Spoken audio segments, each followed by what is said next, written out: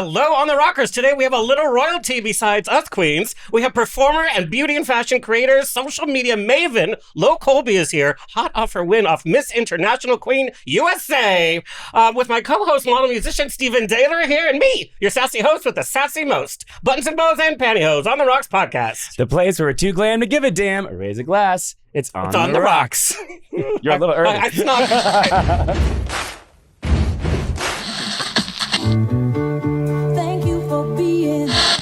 Life is a banquet, and most poor suckers are starving to death. I'd like to propose a toast.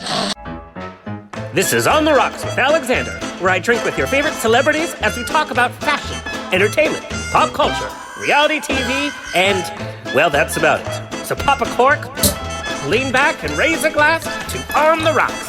Fasten your seatbelts. It's going to be a bumpy night.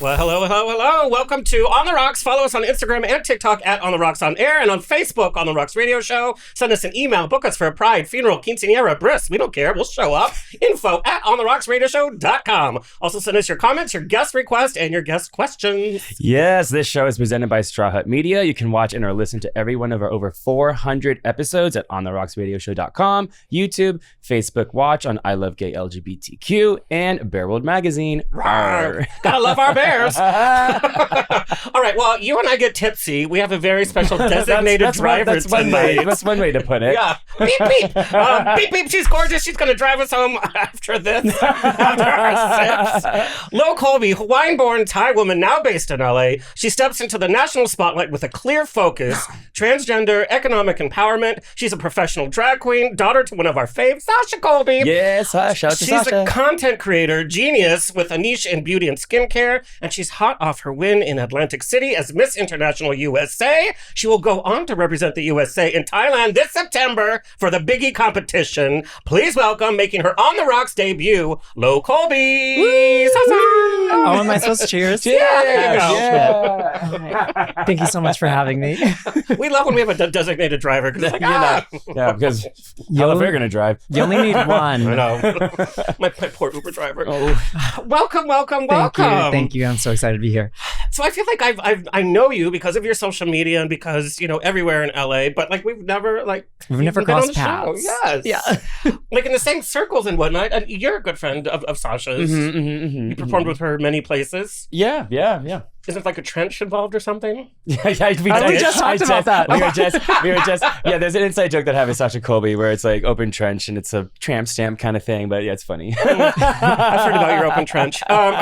But before we get into the fabulosity that is your life in LA now, yes. We're going to back up a little bit. Uh-oh. We're going to find out more about your journey because we know about your LA persona. We know you from social media, but I don't really know you from like the beginnings. Oh, God.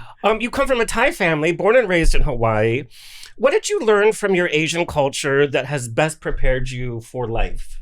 Ooh, easy. Be kind. Be kind. Be kind to everyone. And if someone is in need and you can help them, help them. Because you never know when you're going to need it. That's pretty much unheard of in the queer community. I know. Especially in LA. That's sort of like the House of Colby mantra, right? Like, it's like you guys are... Yeah, Sasha was always like, look... There's a story here. You might not be the most talented girl in the show. You might not be the prettiest. But you can definitely be the most professional and the kindest, and you'll always get booked. That is true, though. That is true. Yeah. We know some queens in West Hollywood that don't book as much because it's like... And the thing is, if you have all those other qualities and you aren't kind, and they won't book you. You know what I mean? Like, if you're not a good person to work with. But we know there's a lot of backstabbing, there's a lot of jealousy in the queer community, in the pageant world, too, I can imagine. Sure. So how do you maintain that mantra, but still, you have to have tough skin, and you have to be a little aggressive in this business, too? I've always just made it a point to stand out from everyone else. When I moved to LA, I was like, okay, I want to be a professional drag queen. How do I do that? So I looked at every other working girl and I was like, okay, what is missing? And I did it. It was the fashion girl. It was the look queen. And so maybe I'm not that anymore, especially after I transitioned. I just knew that if I had the nicest costumes and the best hair, I would get booked. I love that approach because I think a lot of queens come and they want to be like, oh, I want to be her, so I'm going to copy everything that they do. And it's so unoriginal. And we were talking about this. It's like, there's so much drag now. So much. You really have to be original, or it's the same tired thing over and over and over. It's the same songs. It's the same lip sync. It's the same jokes. Yeah. So I love that approach. Yeah. And Sasha, because when I first moved here, I did a big competition and she was like, stop flopping around. You're not the stunt girl. Just stop. She was like, what people want out of you is they want to stare at you. So just be gorgeous. Yes. She was like, just try standing there. And then I did that and I was like, oh, okay. Well, I don't have to come off stage sweaty. It's great. My knees are still intact. Yeah. And, you know, I think that's really funny because, again, we're talking about the same thing over and over on Drag Race. I think when a queen gets stuck, it's like death drop, and then everybody cheers, and it's like, okay, well, that's it fills fine. the moment. Yeah. Right. But it's like, what about like being able to stand there and captivate an audience and tell a story? Yeah. And that's hard. Yeah. It's really hard to be on stage and do nothing. Yeah. And just stand there. It's the hardest thing you can do. And you're going to be the most out of breath. Weirdly. Because it's, I don't know what it is. You just It's are. all that tension, like you're isolating all that. Yeah. But you kind of know that too from the go-go world. Like, you don't do what the other go-go's do. Well, I mean, yeah, like you just sort of try to stand out in your own personal way, your own like aesthetic that you can bring to the table, you know. Well, the booty doesn't hurt either. Must be nice. It is. Yeah. What kind of kid were you? Were you the nerd? Were you the troublemaker? Were you like the theater kids? So at home, I was the quiet one. I didn't speak. At home, I always felt like if I had nothing to say, I just didn't talk. And I think it drove my parents nuts. Do you have siblings? Yes. And they're all talkers. How many? I have one brother and two sisters, and they're all older. So you have your baby? Yeah, I'm the baby. And so I just decided, like, well, if I have nothing to say, I'm just not going to say anything. I don't know why. And I really would stick to that. That's probably the smartest way to approach things. I know. I would just sit there and shut up while everyone else is talking because my family is like full of giant personalities. And I was like, I don't really want to be that. And so I just didn't. And then at school, I was friends with everyone. Everyone loved me. Well, most everyone. Except for the bullies. Yeah, except for the bullies. But yeah, I had a pretty normal childhood. I was a happy kid for the most part. You know, kids would try to beat me up, but when you're queer, that happens. I hate to say it, especially back then. Yeah. Yeah. Now, Hawaii seems to have like its own like way of living, its own pace. When did you first kind of get the bug of like, I want the city life, I want the entertainment life? Oh, God. I honestly have always been obsessed with everything beautiful. I honestly think, okay, this is going to sound so horrible of me. But back in the 90s, I know. Safe space. Here we go, everyone. Back in the 90s, this is my camera, right? Yeah. We're going to talk directly to them. Back in the 90s, there was this show called The Swan. I remember that. They would take women from everywhere in the US and transform them through plastic surgery. And when I saw that, my life was changed. I became obsessed with plastic surgery in the way of like, wow, it could really do anything for you. And so from that moment, I was like, okay, let me start exploring more things on like the beauty side of fashion and all of that. And then, I don't know, when I got to an age that I could understand that I could leave, I was like, oh, I'm leaving as soon as I'm 18. We're leaving this place. Love this place, but there's something else for me. And I think if you look at the Hawaiians in LA, we're all the same.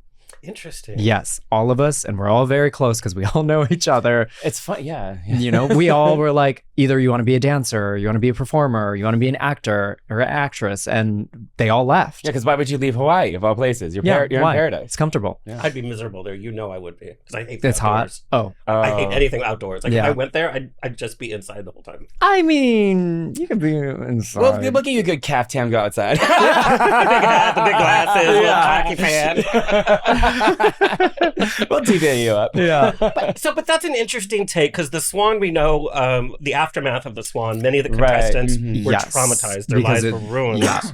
And what was that teaching young kids watching that show? It's like, well, to be beautiful, you have to change everything physical about you. How do you deal with that, but also body image and body positivity and being happy with who you are? Well, one, I don't think any other kids were watching that. I think I was the only one. I was obsessed. I love this Oh, one. God. I, Oh, remember, my God, I, are you remember, I kidding? remember when they made fun of it at SNL with like Mary Kay, It actually was one of the so- two. Yeah, and like I mean, there was this one, but Incredible. there was also the age of like The Biggest Loser. Yes. And so it was And like then this America's Next Top fixation. Model was the Yes. next thing. Yeah. And Yeah, all I that led wanted to to that, be, yeah. I just wanted to be one of those girls. Yeah. And at the time, I didn't have the word for transgender. Right. I didn't Right. know what that concept was. I just knew I wasn't what I was looking at. Right. And so it wasn't until I got older. Actually, I moved to LA and I started to see trans people like and have the vocabulary for it that I was like, oh crap, that's what I am.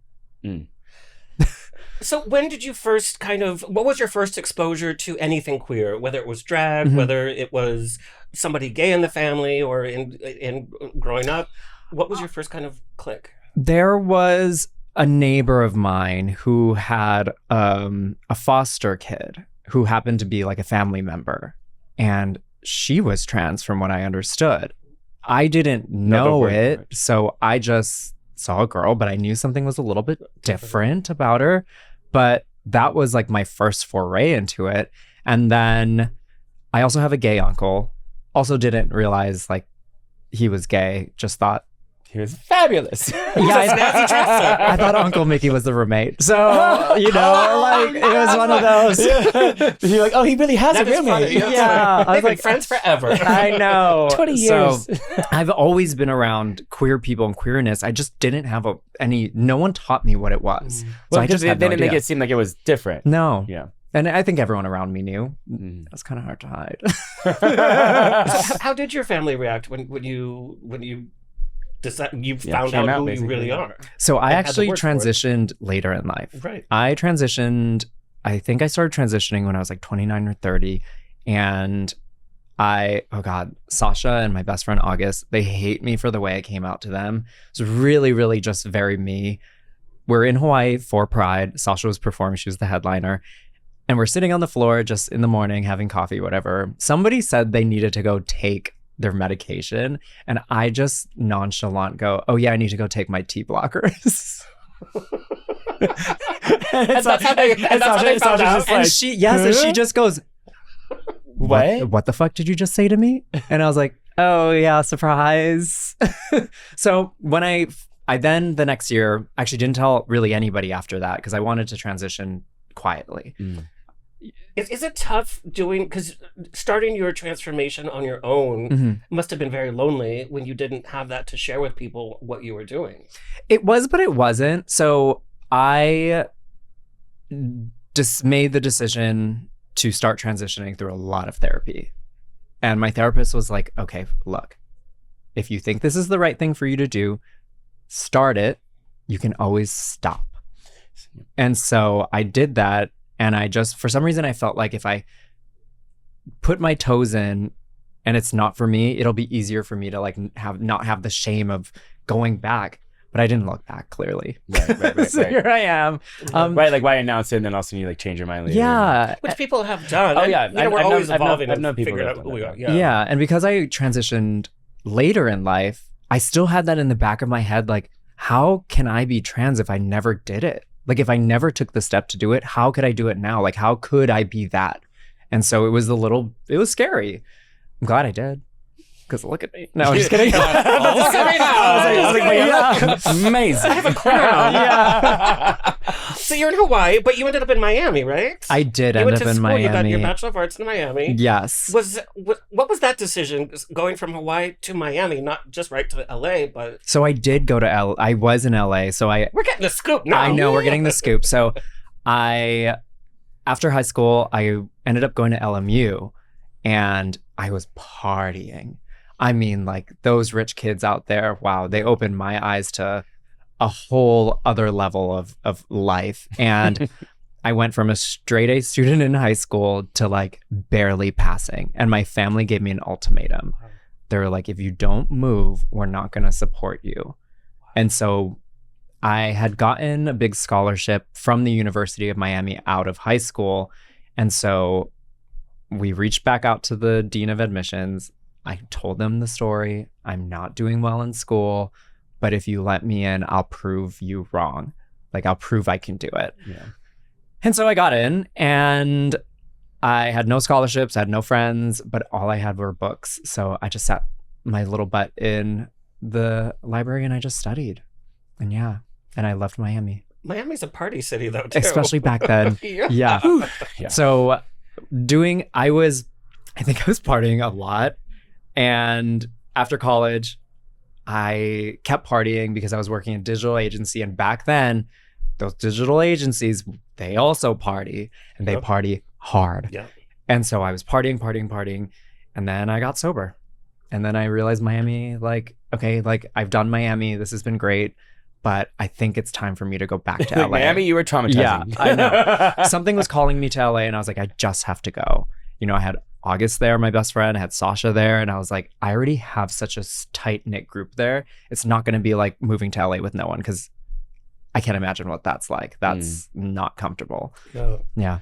And you share your sobriety journey on social media often. And we've talked, in fact, we had Selena S. Titties on the last show. So we had another designated driver. Yes, exactly. There's a few of us. But the stigma in queer nightlife and being sober involved in queer nightlife, that's like diminishing. Because before people would say, oh, I'm sober. And people like, oh God, I got to go. Yeah, 100%. Did you have to hit rock bottom or it was just more of, Fully. I ended up binging for about a week. Wow. I was partying. I wasn't sleeping. I was like really going through the motions. And the thing was, because I was getting all my work done, I was never like, no one ever suspected anything because I was always on top of my stuff. I actually didn't realize I had a problem. And then one day at work, I remember I was there. I had just, obviously, the last of the 7 days. The seventh day, I didn't rise. Yes, I didn't rise. I crashed. And I was sitting at my desk and I just couldn't focus. I like had my laptop open in front of me. I just was like, my mind was spinning. I didn't know what to do. I didn't know what was going on. So I was like, okay, I just need to get out of here. So I got in my car and I just started driving. And I was driving for a long time, maybe about an hour. And that's a long time to just go missing. Not lunchtime, I just left. And in my head, I was like, okay, should I end it here? Is this the time where I kill myself effectively? And but then I started to think about my parents and I was like, that's not fair to my mom. That is not fair to my mom to have to bury her kid. So I was like, hey, what's the next option? I was like, oh, if I crash into a wall hard enough that it just stops everything for a little while, that'll be enough. And so I'm still driving around. I'm like looking for places where there's nobody else at, so nobody else gets hurt. And my boss calls me. And I pick up and he's like, where are you? And I was like, I have to just be honest. For some reason, something told me to just be honest. I was like, hey, I'm actually going through a lot. I'll head back to the office now. Can you meet me outside for a cigarette and let's talk? And then I told him everything. And he was like, I actually have a lot of people that suffer with addiction in my family. I think you need help. I think you need to go take the time and get help. And we're going to support you. Like if you take as long as you need and we'll support you. And so I found a treatment center in Naples, Florida. What a weird place for me to be. I think I have a friend that lives there. Yeah, I know. And so, yeah, I went to a treatment center. I spent 45 days there of in treatment. Wow. And then I did 90 days of outpatient treatment. Yeah, it's a lot. So and I promised myself going there that I was like, because when I got there, I met so many people that had been there multiple times. And I was like, this shit is so expensive. I can't even afford to come back. So I have to make this right. And I looked at all the therapists and all the counselors. I was like, I'm going to do every single thing you're going to tell me to do because I'm going to try it. Wow. Because I don't know any better. And so I did. And then I never looked back. Yeah. Was it hard coming back to LA nightlife as a sober person? It wasn't, only because my immediate group of friends knew everything. And so they protected me. And by that point, anytime that I had the urge to drink or pick up the drugs or any of that, I just remember how bad it got and how I almost lost everything. You're ready to drive into a tree. I mean, that's... Honestly, that's crazy. That's normal, healthy people don't do that or think about that. And being so young too, and having Yeah. these feelings. Yeah. Do you think part of it was dealing with your own identity and coming to terms with who you really were? Oh, yeah, for sure. I mean, I think my whole life, I struggled with identity. One, with my gender identity. And then two, because I'm a mixed race kid, I'm a mixed race kid and I look like this. I'm brown and I have big eyes and I have, brown, but I have lighter skin. So in Hawaii, I wasn't ever Asian enough to fit in with the Asian kids. I might look Hawaiian, but I'm not native Hawaiian, so I didn't fit in there. And my dad's white, but I don't look white. So where the heck, like, where do I fit in? And so like from that moment, I had this issue with identity, and then add the queerness in it and the transness and all of that, and it's a whole mess. Yeah. And no therapy. So Well, thank you for sharing that. yeah, of course. Now, why do you think it is that the queer community, more and more people are choosing a sober life, and it's out in the open? We're having sober pride events. Yeah, I don't know. People. So when I got sober, I promised myself one thing. I said, I'm going to get sober, but I'm not going to I'm not going to not have fun. I love going out. I love circuit parties. I love dancing. I love music. I'm not going to stop that. And so I found a way to like make that work. And it was just, when I was done and I left and nobody stopped me. But everyone else getting sober, I don't know. I think we're just getting old. I think everyone's tired. Because, I mean, especially like... I think a lot of people just drink a lot during COVID. Yeah. But like... A person can still drink. I I think know. a person can still change. But like also like us as older millennials, we were at the height of partying for a long time. Oh yeah, the 2010s was a good time. I mean, we had a lot of fun. So I think a lot of people are just really tired. Yeah. Yeah. Yeah. And we talked about like the younger generation. They're just not interested in Yeah, they're alcohol. not. Yeah. They don't have the money to buy it. Yeah. They don't. Everything's too expensive. They're As they more. take They're a more sip. into like. Yeah. They're more into like vaping. Oh, yeah. Mm-hmm. Yeah. Okay, so tell us about your early years of drag. Oh, God. You kind of hinted on it that you were trying to you were making Show us the your photos. own- Yes. Oh, God, no. I'm just kidding. What are some of the funny stories of like your first like professional gig? Do you remember that? Would I call it professional? It was... But in your own opinion. Oh, your God. It was in Miami. It was at a club called Score, RIP. Best nights of my life at that club. Actually, Athena Dion was the first she was on the last season of Drag Race. She was the first girl to give me a gig ever. Oh wow! It was only for $25. Hey, But gig's a hey, gig. it was a gig and I was on stage. And I had no idea what I was doing. I had no idea. I think I performed Gwen Stefani in like a American Apparel like tights. American Apparel was really. Hey, we had the AA girls. I know. And it was just such a mess. And I had I had the typical early 2010s shaved around with the hair on top. So I put in a top knot and I found one of those pony extensions, but I tied it on with a scrunchie because I didn't have anything else and I didn't know what I was doing. Did it fall off? It was just flopping around like this. It was so... Just doing the helicopter. That's God, like, just stand still. It was so... I know, but I didn't know I was not gorgeous back then because I started out as a spooky queen. okay. Oh. I liked the spooky... Well, okay, this was kind of more of like necessity. I didn't know how to draw on an eyebrow. So I just decided to not have eyebrows. And I was like, oh, well, I have to be spooky if I don't have eyebrows. Either spooky or I'm a chola. Yeah, exactly. So I was like, oh, this is hilarious. yeah. Hey, you made do. Look where you are now. I know. Do you know who taught me how to draw on eyebrows? Willem. Really? Willem taught me eventually because my best friend was going to Miami a lot, spending a lot of time with me. And so Willem would come out and Willem was like, okay, girl, here's how Let's you figure this shit out. here's how you do it. And so Willem taught me how to do an eyebrow. Of all funny. people, the makeup queen herself. I did drag briefly for the West Hollywood Cheerleaders. It was for nonprofit. It wasn't like I was on stage performing, Yeah. but I couldn't cover these eyebrows to save my life. Yeah. So I just had 4 eyebrows. Oh no. They asked The me to leave. They're like, oatmeal. "Thank you for your service. I'm not getting." They're like, "I didn't shave my chest." Like, no, it was a mess. So how did you meet Sasha?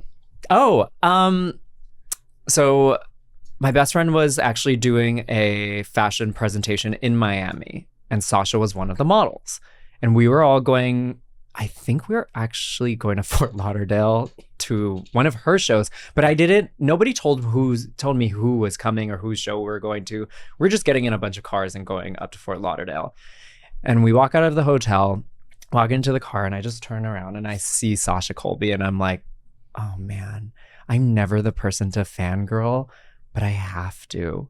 So I just walked up to her away from everyone. I was like, hi, nice to meet you. I'm from Hawaii and I'm a huge fan of you.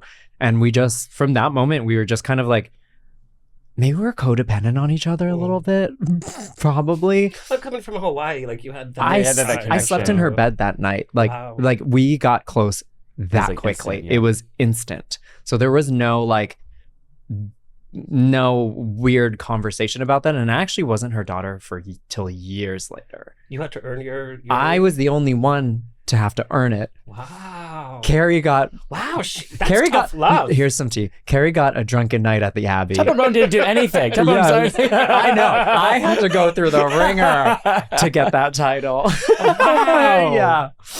Yeah. That's interesting. Yeah. I know. Okay. What has Sasha taught you most about life? Her being your drag mom. What have you learned the most from her? When I became her daughter and I started I was like, hey, I want to be a drag queen. That's what I want to do. She literally looked at me and said, okay, I want you to be you. Don't try to be me. Probably because the talent part was in there. But, yeah, she's like, you're not going to make it. she's not gonna. You're not even gonna get close. No. She's like, I saw your Gwen Stefani. Yeah. She has such tact in her delivery. Yeah, no. But she just was like, find your own path, be an individual, and just be yourself, and just find whatever you're good at, and just do that. And so I think that actually triggered me. that propelled me to just figure out what my corner of the drag world was. I knew I wasn't the dancing diva of West Hollywood. I was never going to be her. In my head, I probably thought I was, but I to everyone else, no way. Are you having a seizure? No, I'm dancing. Yeah. She's like, it's a death drop. And before I started transitioning, I didn't pad, I didn't wear the boobies, but my thing was fashion, so I corseted crazy. You're skinny mini, too. Yeah. I just did everything to be the fashion girl. Yeah. And so that's where the direction I went, and I didn't look like her. Now that after transitioning and all the surgeries and stuff, if you look at me, Carrie, and Sasha next to each other, we look really related. I was about to say, I see it the looks like family family. resemblance, especially the It's really hair. Y'all weird. just have really great hair. There's a Half difference, of it's though. not mine though. Hey, shh. Yeah, you guys all look related, but it's not like, oh, I'm imitating. It's not a copy of a copy. It's of just a Not at all. resemblance. Yeah. The energy we too. do see some drag families out there. It's like, it's paint by numbers. Yeah. Yeah. Our just facial structures and Yeah. skin tone and all of that just happen to look the same. It just looks, yeah. And I think there's a certain grace that all you have on stage too. Mhm. And there's like a quiet energy there. So you don't have to be the one dancing around. We know Sasha is a great dancer, Yeah. but also when she just stands, there's this There's powerful power, yeah. chemistry. Mhm. And you have that just sitting right next to you. Oh, you're welcome. I'm just kidding. In my mind, you said thank you, and then I was like, wait, that's not what she said. Would you ever be on Drag Race? I went through the years of auditioning, and so the funny thing is, I think the best decision I ever made as a drag queen was making money off of Drag Race girls. And I just saw how lucrative it could be for me to not be on the show, but still have some sort of hand in that world. And Talk about that. So like being on a roster where it's like it's all drag not race even queen. that, I'm producing the show. Okay. Yeah. So me and do you know Bo Byron? Yes, Oh, yeah, of course. He's my business partner. Oh, I didn't know that. Yeah. Oh, I didn't know that either. So we have a little production company called Shady T Productions. Oh my God, I love that. Yeah. And what we did was, at the time when we started, it was perfect timing because Sasha got on Drag Race. Yeah. The thing that was missing, there was no giant viewing party. And so we were very involved with Heart, which is now Beaches Tropicana. Yeah. And we just approached them. We're like, so you guys set that up. we set the viewing party up. And that's become like we the pay, bar for and we young pay parties. for all of it. Wow. That's what people don't realize. They think that the bars are paying for it, Yeah. including the girls that we book. Yeah. They are wanting an exorbitant amount of money. What they don't realize is in West Hollywood, as a promoter, the promoter pays for everything. The venue doesn't pay for much at all. Yeah. And so that's a lot of money to invest into something we didn't know what we were doing in. I had no idea. That is a risk. Yeah, exactly. I used to work with Bo back in the Hero Lounge days. Yeah. Like, gosh. You know, so But that shows like this entrepreneurial I've energy. always amazing. been that way. I will never turn down $1. I honestly, if you need me to scrub your windows for $10, I'll probably do it. I just like. Well, speaking of, I hate doing laundry.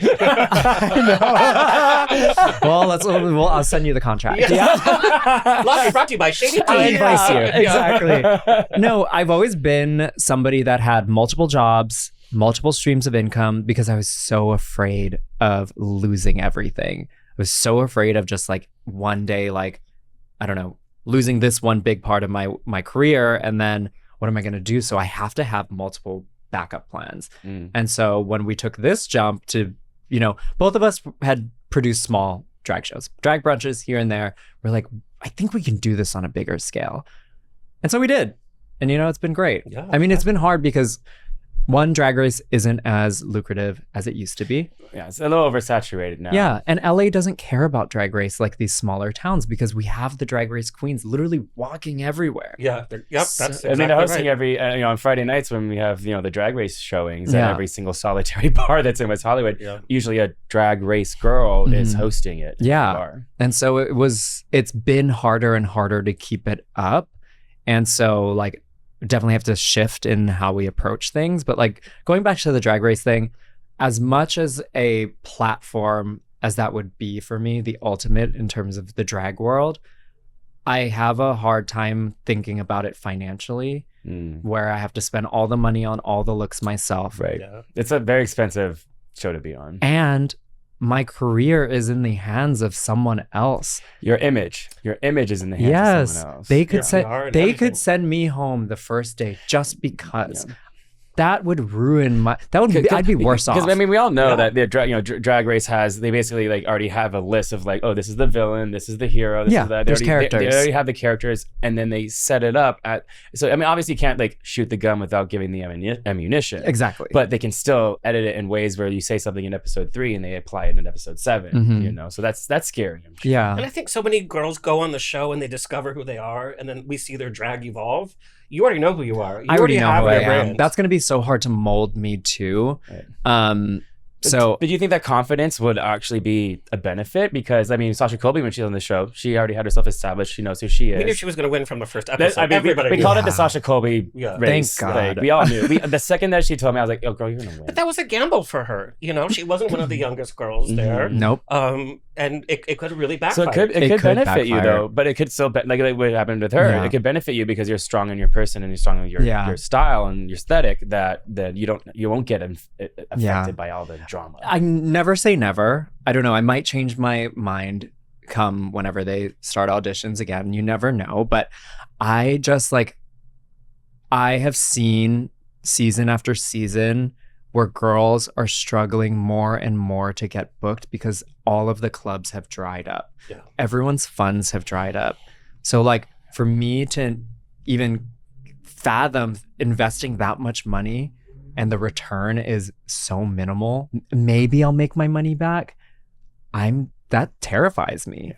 you know? Because everyone's rates go up when they're on the show. Yes. And Yeah. no one can afford these rates. And, Yeah. you know, we've been honest with the agents and the managers of these last couple of seasons. We're like, the demand isn't there. You guys have to work with us or we're just going to have to pass Yeah. because there's no more money. And I had to admit it, this last season is the first season ever that I didn't watch one episode. I was don't- like, oh, I'll catch it. And it did just get a lot wasn't of bad important. Yeah, Bad just- rep this last Yeah. season. It did. And you have to have a business sense once you leave the show. These girls think that people are just going to knock on their doors with, here's your new TV show, here's your wow. You gotta already have yourself spin-off and all that established. Yeah, in the you way, have to yeah. diversify. You have to do something else. Like, you know, some of them go into the social media world Yeah. or they start businesses and things like that. acting or Yeah, that's the only way to make a living right Yeah. now. Right. So, I don't All right, know. let's talk about your transition from drag shows to drag pageants. Oh. And a lot of people don't know that the cultures are so different. Yes. Can you talk about drag pageantry and how it really differs from just performing in a drag show? Well, it's one night. Sometimes two. But like, so drag pageantry is one thing. I think like the other side of the pageantry spectrum is also another thing. So we'll get into that. But like the drag pageantry, there is a level of sophistication, confidence, and polish that you have to have. Because when you look at a drag pageant, it's a formula. If you do 1 + 1, it has to equal 2. So if you deviate from that, you're not going to get 2. You're going to get some other number, and that's not what they're looking for. So when you're being judged by a panel of drag pageant judges, they're looking at everything head to toe.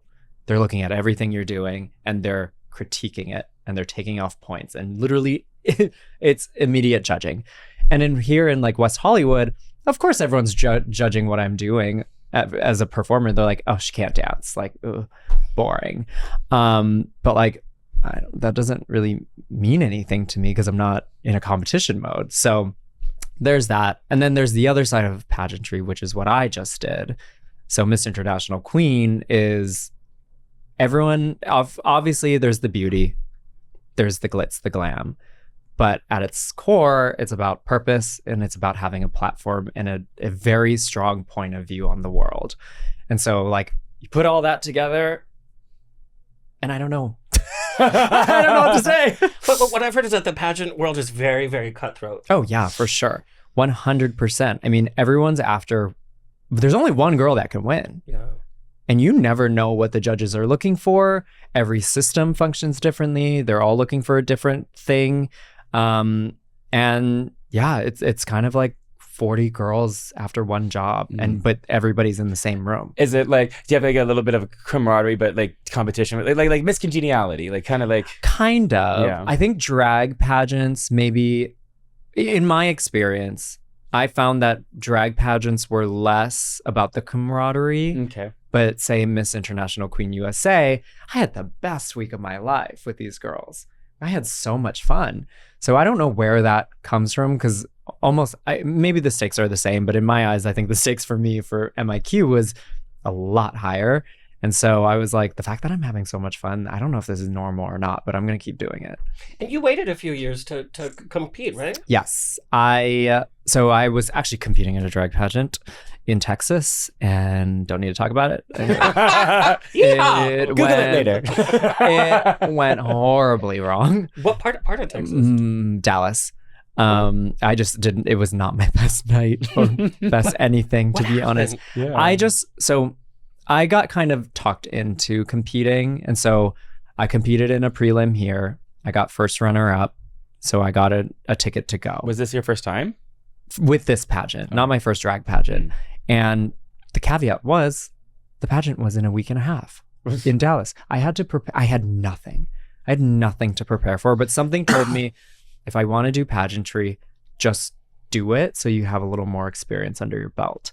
And so I went, and while I was there, I think I was doing evening gown competition that night.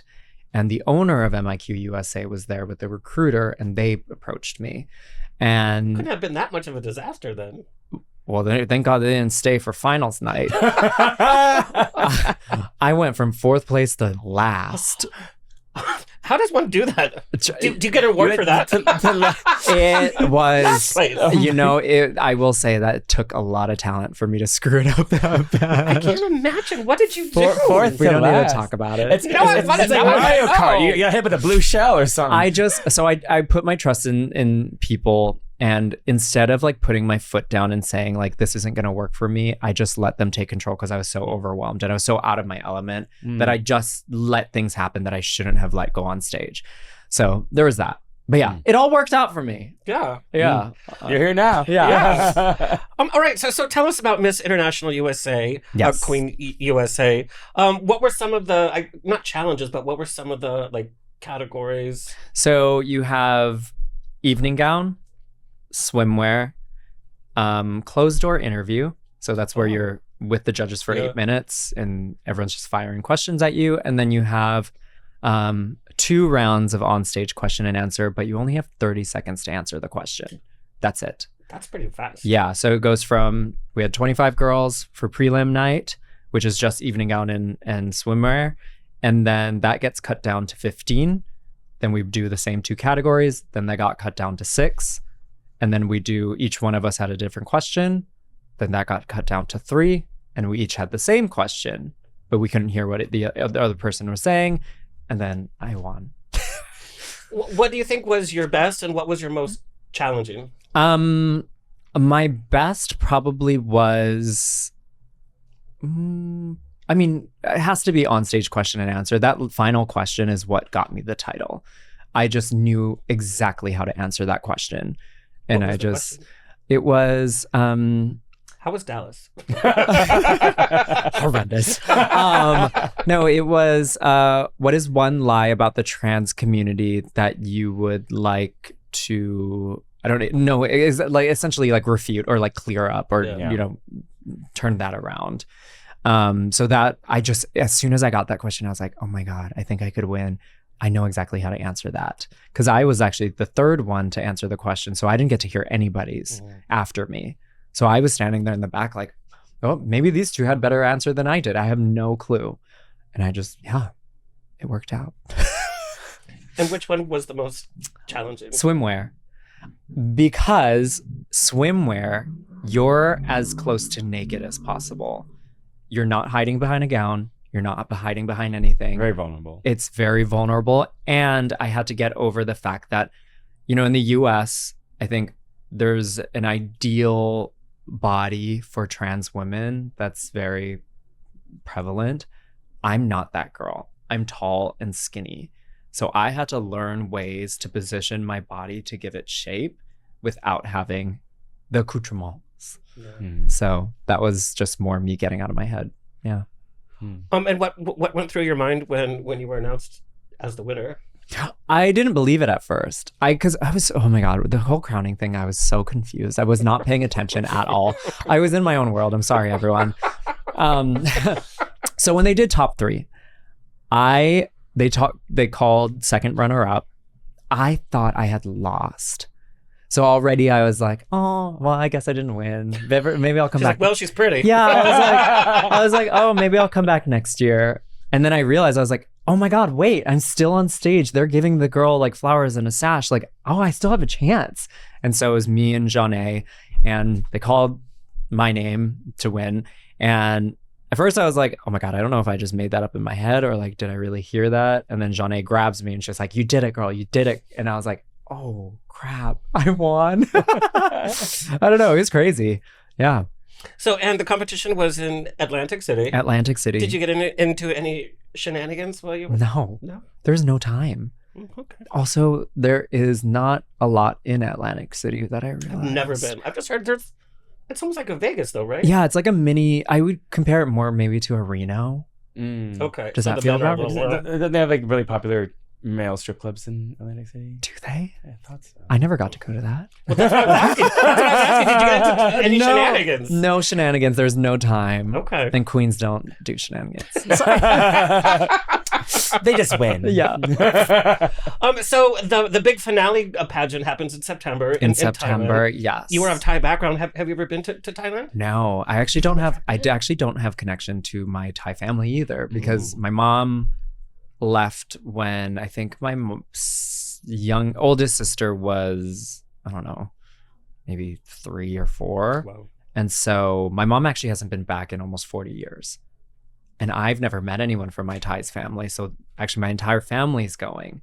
Wow. Yes, which I'm kind of sad about because while I'm like, because I'm there You're going to be working. Yeah, I'm going to be working. And I'm there for 2 weeks before the actual pageant because they were, doing pageanty stuff. And so while I'm doing that, my family's going to see my family in Thailand who I've never met. And I'm like, what the heck? Oh, what about me? Yeah. But that's great that they're going. I'm so happy. And I mean, it's like a circle of life, it's, yeah. Right. And, my parents are getting older. So like the fact that my mom gets to go see, her last remaining siblings before, when you get old, things, you die. Sorry, you die. And it's not a secret, love. Yeah, I know. I felt weird Did you know? Yeah, did you know? Hey, did you know that everybody dies? No, so I'm happy that, my family gets to go do that. And, if I win, I do get to stay in Thailand for a little bit. So I will make it a point to go by myself. Yeah. With a translator or someone to like help me navigate because I don't speak Thai. So how are you going to prepare for this big pageant? How do you have to prepare for this one differently? Oh my God. Than you did the Atlantic Scene? It's kind of the same. I have runway training. I have posing training. I have interview training, question and answer training, PR training. I need to get back in the gym because right after the pageant, I allowed myself to eat whatever I wanted because I was not eating very much before that. So we got to get back in the gym. And yeah, I think it's giving myself the time right now to take a break and then get right back into pageant mode and just like get my brain back in that way of thinking and acting and being. Are you afraid to travel as a trans woman? Heck yeah, I just had to get my passport renew. Thank you, President Trump, for the giant M on my passport. Wow. Yeah, so mine did not make it it didn't get skate by, unfortunately. I don't know how they know that, but yeah, kind of sucks. I don't even know what to say to that. Yeah, I know, it sucks. Mm-hmm. It is what it is. Yeah. I mean, like, how are you going to handle that? How I've handled it in the past, like when I was traveling before I got my passport changed, but I had my face work done and the way I was presenting was different. Like I did have a lot of issues and I just was honest. I was like, oh, I'm trans, so sorry. It does make it a little more difficult, but there's nothing I can do. Yeah, unfortunately. Well, we know that Caitlyn Jenner took talking about Girl, her experience. It's like, well, you earned that she one. deserved that one. She deserves that. Too late. Yeah, And plus, nobody's asking you to travel anywhere, Caitlyn. Just stay home. Yeah, where's she going? Where's she going? Where's she going? Malibu, baby. That's sorry. Malibu. She's like, I'm going to kill another pedestrian. Yeah. You did it. My Lord. Lo, you share a lot on social media. Mm-hmm. And not only do we get the health and beauty and fashion tips, but you really share really intimate details about your life and about your transformation. You talk about facial feminization surgery. You talk about the pain of electrolysis. Mm-hmm. How do you determine how far to share? Oh, yeah. There's a lot of personal things that I keep very close to my heart. A lot of things about my career details about my career I like to keep to myself. The people in my life I don't talk about. I don't think, unless they're there, I don't feel necessary to talk about them. And yeah, I very open about like the struggles I have to an extent. I don't think anybody needs the nitty gritty details because I don't really want that out there. It's a personal thing. That's between me and my therapist, who I pay a lot of money for. So until they're paying me, I'm not talking about any of that. Right. Yeah. But that's just what I love about these videos. I'm sure it helps trans folk who are coming into their own and have these questions. Mm-hmm. But as a queer man from the outside, things I've always wanted to know, but I feel it's rude to ask. Yeah. But I should be educated and I should know certain things. I find your videos so educational. So, I mean, I just kudos to you, but Thank you. You share some pretty...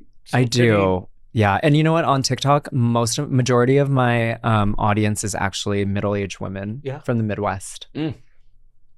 How that happened, I have no no idea. Well, they need those tips, girl. They want the glam, girl. That's honestly it. That's it. They heard you were in Dallas, and they're like, "Oh, no." I know. They're like, "Oh, we're gonna unfollow that one." Oh yeah. So we've been talking about your beauty. Obviously, Yes. you're all the comments on social media are stunning, gorgeous, beautiful. You are the fashion diva. You just won a pageant that is pretty, it's based on a good part of looks. Yeah. That on top of being a trans person, there's so much focus on your looks. Yes. And you kind of touched on it regarding the swimsuit, but how do you deal with all these body issues? And do you ever feel overshadowed as Lo the person rather than like, oh, she's the beauty queen?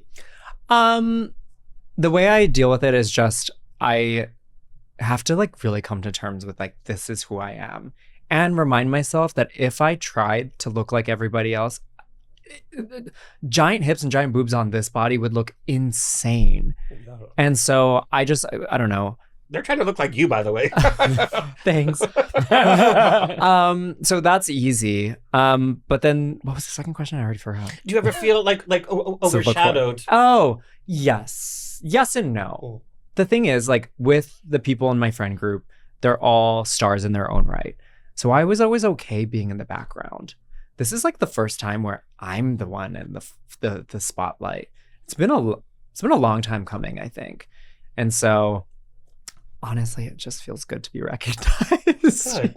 It does. Yeah. And not like, no, will tell this to her face, but like, it's nice to finally not be Sasha Colby's daughter. Yeah. Like, finally have my own spotlight. And it's been a long time coming. So I did it. I mean, it sounds like you constantly challenge yourself. Yes. I mean, you make things work behind the scenes, and if you have to pivot and do this kind of work or whatnot. And we talked about, like, a lot of people give you attention because the go-go thing and the modeling stuff. And it's like, no, you can play the piano and you can co-host a podcast. What? Yeah. Is that But there is that part because everybody's just like, oh, the gorgeous Lo Colby. Yes. It's like, Right. okay, It's very one note. Yes. And It does get old. Yeah. Yeah. I mean, I'm sure you get it too. Everyone's You're like, oh, yes, I do.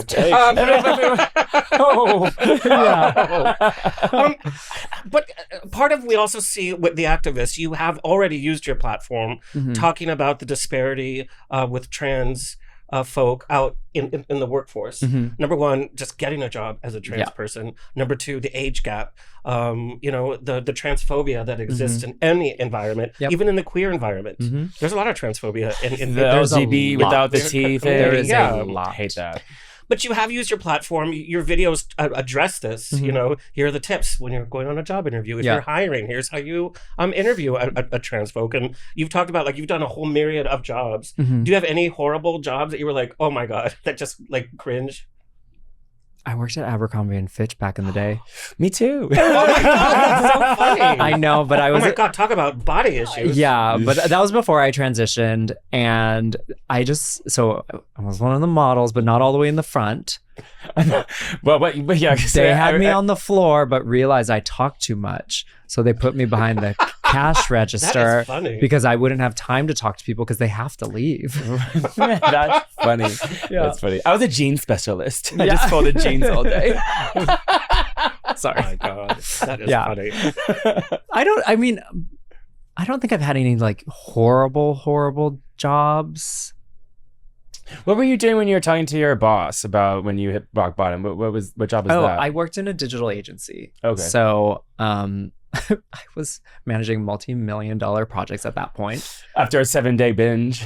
But that was the culture too, like you said. It was the Yes, culture. There was the it party was. culture. Right, Because like right. at banking at one time, Yeah. even like when I was in banking, we drank at Yeah, lunch. you were and saying that, We yeah. took our clients out and got them blotto. We had a beer tap in the office, and it wasn't not normal for people just during the day to go grab a drink. Yeah. It wasn't, Beer tap in the office? and like my boss That's at the time, wild. yeah, We would have liquor cabinets in our offices. yeah, at I the had bank. booze in my drawers. Yeah. But my boss always told me at the time, and this says a lot. He was like, "Never send an email after you've had 2 drinks. If you have anything more, I wish I don't could you listen to that. dare do it." Sending an email or drunk texting? Oh, drunk texting is my thing. Yeah. Yeah. Uh-oh. You too, bitch. Oh, I know. I didn't do anything. But how great that your boss like took that time. He saved my life. Yeah. He saved my What life. boss would do that now? Not many. Not unless you had money to offer. Yeah. So what is your advice for a trans person trying to find a job, going on an interview? Do you address it? Do you not address it?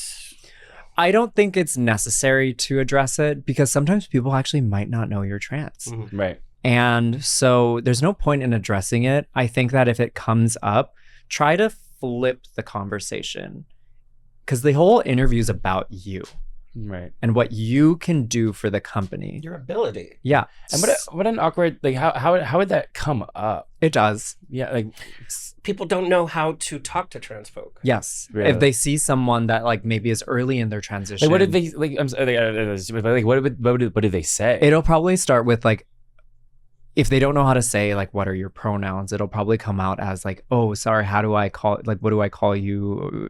You know, or you can just read the room. I've been in interviews in person where you can tell they're looking at me and trying to figure me out. They're so focused on what I am that they can't even hear What me. you're saying. Yeah. And I've heard horror stories, and some people that are the hiring person, they have no couth at all, and they'll be like, "So what are you?" Like Yeah. literally that. Yeah. Ugh. And I've had jobs where like even after I got them, I was being misgendered left and right because like, yeah, my voice is a little bit deeper. So So what? was B. Arthur's. Yeah. So what? And like it doesn't bother me. So how do you But- address that when somebody misgenders you at work? It depends. You know, there have been a couple of times where like I'm not proud of myself for like just letting it slide under the rug. But I also like it's a weird balanced and kind of game to play with people. I usually won't call them out in front of everyone because I don't think that's conducive to getting anywhere, and it could just make that person extremely uncomfortable, especially if it was just a slip up. I don't know if it was. So I just, you know, hey, reminder, please call me this. And a lot of the times it is just a slip up or like just not really thinking. But I mean, it still bothers me. Yeah. And there's not work protections for trans folk like there are for, you know. Not anymore. They're getting less and less Yeah, they're across removing them. Yeah, they're removing them, which is definitely scary. But I think that's where like as trans and queer people, entrepreneurship can be our best tool. That can create so many opportunities for yourself where the world isn't really set up for people like us in the corporate world. And what it could also do is open up more doors for people like you. So I know that's like a scary thought because you don't have the finances to do it or you don't know how to start a business. There's so many online resources that you can find that they'll help you get started. And a lot of businesses don't need money. If you're good at something, that's your business. And I always just say, like, whatever you're good at, turn that into a business somehow. I know it's easier said than done. I'm probably like summing it up too easily, but No, but that's true. That's true. yeah. You know, and this is the great stuff that you share on your social media. You also share beauty and Yes. fashion. I love makeup. I Yes. love makeup. How do you keep your voice as an influencer heard? How do you be seen when there's so many influencers out there nowadays? So when I got on TikTok, my following grew really, really quickly. And it was because I was going on TikTok live for maybe 3 or 4 days a week, but there actually weren't a lot of people doing TikTok lives at that point. So I just was getting shot into the algorithm like crazy. And I was actually making a lot of money on TikTok at the time. But then something happened where, because I'm a beauty influencer, my job is to sell products to people. And I knew what my audience was, and especially because they're so tried and true to me, that I knew what they were going through because I talk to them every day on the camera, on the mobile. So I just felt bad. Yeah. I felt really bad that I was doing this, and I just stopped. I gave it all up. And so now when I go on social media, I'm posting things because I love it or because I have something to say. Yeah. I'm not doing it for the numbers. I'm not doing it for anything or anyone. So yeah, it's kind of nice to live this way. I miss the money. I'm not gonna lie. I really do. I really miss that money. But you're spreading positivity and I know. awareness too. Like you're giving Doing the Lord's work. You're educating. So how can the queer community best support the trans community? Whew. Yeah, That is Where do I start? I was about to say, I was Wow. like, oof, yeah, there's a lot going on right now. In question and answer. No. What are just some of the basics? I think some of the basics is to remember that we are all being affected equally, but trans people, especially trans women of color, are being affected even more disproportionately. We're getting it worse than everyone. Oh, we got an Speaking alert. of getting it worse, It's God. Trump. He doesn't wait to say this. He said, I said trans. Mine did go off. Oh, wow. Okay. That's crazy. by the That way. was wild. What was that? I hope you keep it in. Welcome to LA. Yeah, All right. honestly. If we see, Silverado. yeah, Silverado. It's always a Silverado. always. It's You're always the a license. Silverado. No, so trans people are getting way more shit thrown at us than probably anyone on the planet right any group, now. Any group. And while yes, trans people, especially trans women, are very resilient, we cannot do this ourselves. Trans people have also helped gay men get out of similar situations in periods like this, and other queer people and other marginalized communities as a whole. Why is no one helping us? Yeah. Why are there so many queer people against us? I don't get that. I really have no idea where that comes from, and I see it a lot. Yeah, I don't get it. I think it's just ignorance. I when I talk to some people, some gays, and they just don't The gays. and they just, a lot of gay men don't understand trans people, and so They it's don't. even in our own community, they're just not educated on And I it. think a part of it is there's also a fear of asking. I've had very early when I came out and I began to meet trans people, I would ask questions because I wanted to know and I wanted to be better educated. And sometimes I was met with anger because I didn't ask it in a correct way, which I totally understand. Yeah. But this whole transphobia with the queer community, it goes back to the Stonewall days. Yeah. Right. After Stonewall, all these gay activist groups sprung up, and the trans community was on purpose. They were excluded from meetings. Yeah. They were asked Which is not crazy to take because part. Stonewall only happened because of the trans I know. community. You know, Even with like my platform, you look at a lot of the data about the queer community in the workplace, it's so gay centric. Yep. There's no data on trans Yeah. people in these things. We're always being excluded out of everything. And I understand we're a very small percentage of the population. But here I am. Yeah. Like, help us. yeah. And I think there's even a shift when we watch Drag Race. We know over the last few years, so many race queens have come out as trans. Yes. Right. I feel a shift. Well, wasn't there a period of time where RuPaul didn't want to have trans women on the They didn't show wanna because have thought it trans was women. like an unfair advantage of some Right. sort or whatever? And Yeah. like, Yeah, 100%. But I feel a shift on fans of certain queens when they announce that they're trans, then like the fascination just ends. It's like, oh, okay, well then. Yeah, I don't know where that comes from, unless they were like the trait of the season in those fans' Isn't that eyes. weird? I don't know. I don't know where that is. I've never really thought about that, but I guess it's true. Yeah. Oh, we have a lot of work to do. Oh, we do. folks. We do. We need to get our shit together, everyone. That Especially part. in this room. All right. Well, I always ask about love and dating because I'm so nosy, Yes. but He you are a is very nosy. personal person. Yes. So I will let's- respect that. Oh no, I'm not dating anyone. Oh, okay. Well, Yeah. are you looking to date anybody? No, I think the You're last. too busy. Yeah, we're all I- too busy, but we could all. I know, and I tell myself like it'd be so nice to. My friends try to set me up with people all the time, but it just. What's your type? Yeah.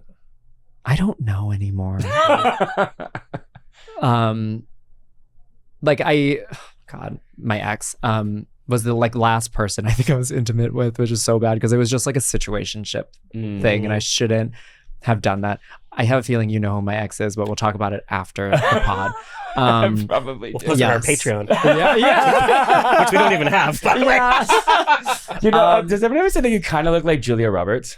Yes, actually. Yeah. Yeah. I have You were just gotten smiling, that. and I was like, you look exactly like Yeah, Julia I get Roberts. so many people, and like the like Asian pageant world fans told me on stage that I look like J-Lo. So it's like I'm getting everyone at this point. I'll take it all. Whatever, I'll take it all. No, but I don't know. I have a hard time being sexualized. I don't want to be sexualized. I know I'm beautiful. I get that. But I know I'm way more than that. Right. So like dating, especially in LA, is very hard because I'm always the fantasy. Yes. Yeah, you don't want to be like someone's fetish. I don't want to be a fetish. Yeah. Maybe in the right circumstance, like being a fetish with the person I'm like That you already have a into, connection yes, with. Yeah. But not for the general. Not for them to get with you No. because they're just like, ooh, you know. And that's boring to me. Yeah. Like, if I wanted to do that, I could, but Yeah, of course. A trans chaser or something. Yeah. Mhm. But also like, I don't put down the trans chasers. Really? I don't, because why am I going to shame somebody that's attracted to me? But when I say like that translator, No, I know what you mean. The ones that the fetishizers. Yeah. Yeah. But No, I get what you're saying. Yeah. There's It gets two sides. there's a thin wall. line. There's a thin wall. We Yeah. all ran into them in West Hollywood. you know. And but the minute you don't fit that fantasy, It's over. yeah. Yeah. Yeah. Or I talk too much. I don't know. And then they're like, shut up. Yeah. I was intimate with somebody the other day and they called me Poppy. Oh no. I stopped. I got my keys. You're like, I gotta go home. I was like, mm-mm. Thank you, but no. Where's thank my you. Uber? Yeah, Yuba. My Uber. Lo, what kind of legacy do you want to build with your life? Ooh, I want to build a legacy of opportunity. I want to give opportunities to people that may not have had it. So like even with my business, I'm putting girls on a giant stage with these giant names. They might not get that opportunity anywhere else, even though we're in the epicenter of all of this. They still might not get that. So like that's part of something that I love. But also, if I could give somebody the hope that they too can win a crown like the one I just won and do what I'm doing, I won. I just want to change somebody's life. Yeah. I know changing the world is like what most pageant queens do. I start small. I start in my community, and I'm like, if I can change a little in my community, then maybe I can step to the next point. I don't want to overpromise because I don't want to be a liar. So I don't know. Yeah. Well, I think it's a cute little story. You didn't think that you were going to win because you thought you lost. I thought I already lost. But like, how many of us go through life are like, God, I'm really just not winning right now. Mm-hmm. But you stay on stage and you play your part and you push it forward become the winner. Mm-hmm. Yeah. And just hope for the best. Yeah. Yeah. All right. She's a winner, darling. She's a winner, baby. There's a camera. Sorry. I wish you would have brought it, by the way. I know, yeah, totally. She's like, it's in my purse. Yeah. How did you pack that on the flight back? So they gave me a little. It Like a has its tote own thing. little Okay. case. Yeah, I was gonna Yes. say, yeah. So I carry that on. Do you put it on at home just and walk around? No, I do not. Oh. No, that's for moments where it calls for it. Oh. Yeah, I'm also a little superstitious. Are so, you really? Yeah. So so it's bad luck to wear without it being purposeful. I just don't want to jinx myself in any way or like accidentally give the crown a little bad juju. I don't know. Thai people are really superstitious, so like I don't want to do anything. But there's one queen that I was friends with that won Drag Race and then she lost the crown. Oh, that's the worst. She literally lost the crown. Crowns are really expensive too. They're getting expensive I with think the popularity of Drag Race. it got stolen by trade, and then they did a whole search for the crown that year. That sounds like a TV show.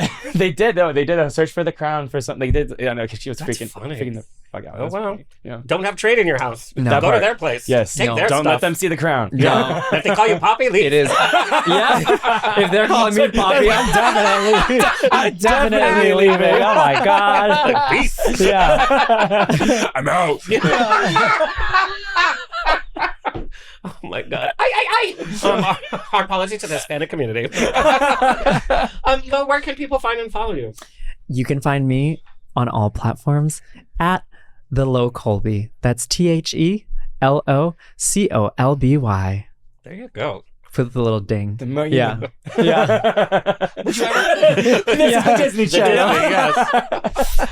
Thank you so much for being thanks here. for having yeah, me. What a great first visit. We'll have to revisit after you go. After Yes, you have to update when us. I have another crown. Yeah. You We'll have have to, a kiki. you'll have to bring both of them. Yeah, then I'll bring both. It'll be good juju. Yeah, that'll be good, Gigi. Yeah, Yeah. well, because there's no more bad thing. Yeah, I already won. Yeah. There I go. I'll go to the moon and compete. Yeah, exactly. Oh God, let's not give anyone ideas.